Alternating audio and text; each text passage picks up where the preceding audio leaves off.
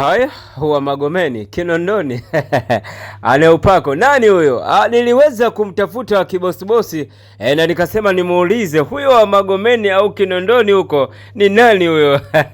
Wa upako au gospel talent, mnamjua wa upako nani huyo? Bwana we, hatari. Ni uzinduzi mkubwa kabisa wa album ambayo inabamba kwamba sitosahau.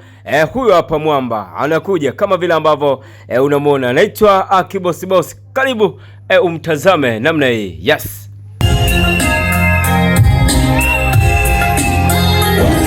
Nataka kuzungumzia habari ya upako na kimi. Si neno geni sana masioni mwako. Kila mtu anataka upako, ila kila mtu anajua maana ya upako.